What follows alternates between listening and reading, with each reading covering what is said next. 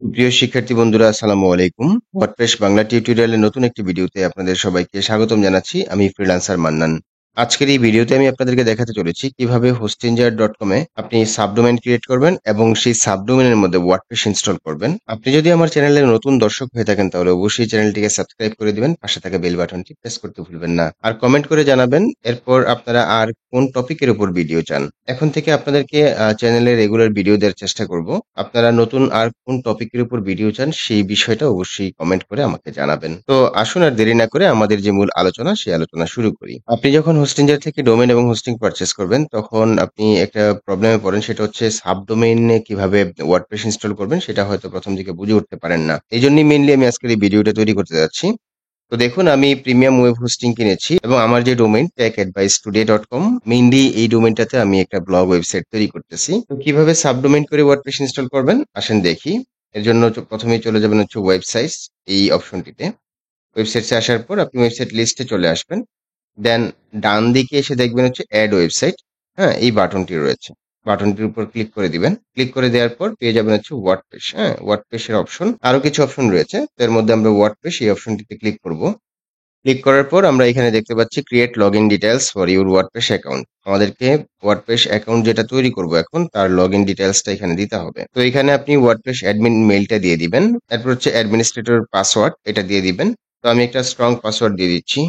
পাসওয়ার্ডের ক্ষেত্রে অবশ্যই আপনাকে একটা নাম্বার, একটা সিম্বল, দেন হচ্ছে একটা লোয়ার কেস লেটার, একটা আপার কেস লেটার, দেন হচ্ছে ইউজ 8 to 50 ক্যারেক্টার্স। হ্যাঁ, মানে 8 থেকে 50টা ক্যারেক্টার অবশ্যই থাকতে হবে। Then only Latin letters.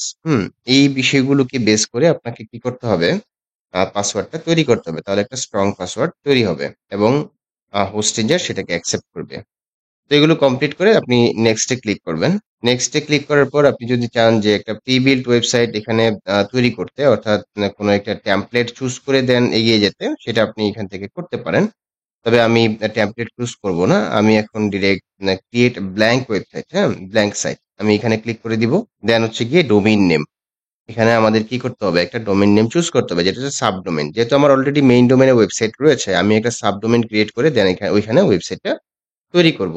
ধরুন আমি আরো একটা ব্লগ ওয়েবসাইট তৈরি করব, সেটা হচ্ছে গিয়ে হেলথ ডট, আচ্ছা বাকিটা চলে আসবে, আমি জাস্ট হেলথ লিখে দিয়েছি।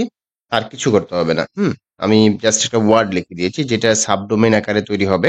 দেখুন এই যে health dot tech advice today dot com, এটা হচ্ছে ফ্রি সাবডোমেইন।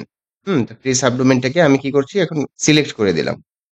সিলেক্ট করে দেওয়ার পর ইনস্টল ওয়ার্ডপ্রেস, জাস্ট এই বাটনটাতে ক্লিক করে দিব। আমরা কিছুক্ষণ ওয়েট করব।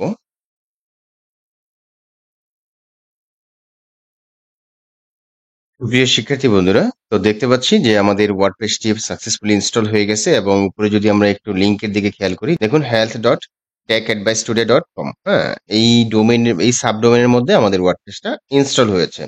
আমরা যদি এখন ওয়েবসাইটের লুকটা দেখতে চাই তাহলে দেখবো যে একটা ডিফল্ট লুক, অর্থাৎ ওয়ার্ডপ্রেসের যে ডিফল্ট লুকটা সেটা আমরা এখন দেখতে পাচ্ছি।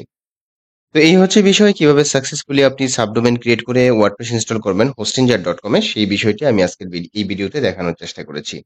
যদি ভিডিওটি ভালো লেগে থাকে তাহলে অবশ্যই ভিডিওর নিচে লাইক দিতে ভুলবেন না। আর আমার চ্যানেলে যদি আপনি একেবারে নতুন দর্শক হয়ে থাকেন তাহলে অবশ্যই চ্যানেলটিকে সাবস্ক্রাইব করে দিবেন, পাশে থাকা বেল বাটনটি প্রেস করতে ভুলবেন না। তো সবাই ভালো থাকবেন, সুস্থ থাকবেন, এই কামনায় আজকের মতো বিদায় নিচ্ছি। আল্লাহ হাফেজ, ধন্যবাদ সবাইকে।